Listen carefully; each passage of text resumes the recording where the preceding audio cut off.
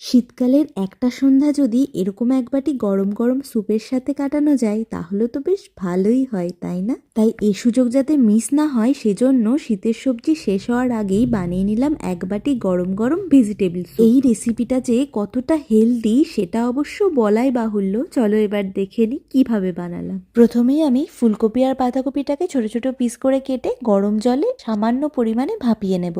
সাথে নিয়েছি বিনস কুচি আর গাজর কুচি। অপশনালি কেউ চাইলে পেঁয়াজ কালি আর আলু ছোট ছোট পিস করে কেটে ইউজ করতে পারে। এর সাথে আমি নিয়েছি একটা বড় বড় টুকরো করে কেটে নেওয়া পেঁয়াজ, 2 টুকরো রসুন এবং সামান্য পরিমাণ আদা কুচি। আর আমি এখানে একটু টেস্টের জন্য বেশি পরিমাণেই ধনেপাতা নিয়েছি। এবারে গরম কড়াইতে প্রথমেই ছেড়ে দিলাম 1 টুকরো বাটার। তারপর পেঁয়াজ, রসুন, আদা কুচি দিয়ে একটু নেড়ে নিলাম।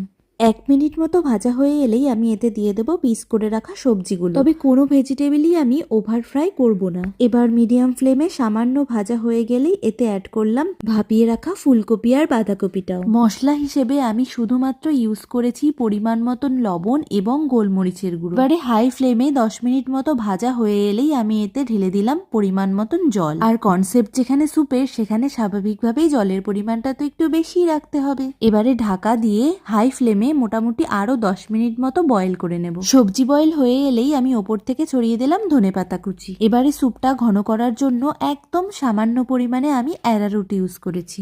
একদম শেষ পর্যায়ে গোলমরিচ গুঁড়ো ছড়িয়ে দেওয়ার পরে উপর থেকেই ডিমের সাদা অংশটা ছড়িয়ে দিলেই তৈরি হয়ে গেল আমাদের গরম গরম ভেজিটেবল স্যুপ। তাহলে একদম দেরি না করে আজ সন্ধ্যাতেই বানিয়ে ফেলো গরম গরম healthy and tasty vegetable soup. ভালো লাগলে অবশ্যই সাবস্ক্রাইব করে পাশে থেকো। Bye bye.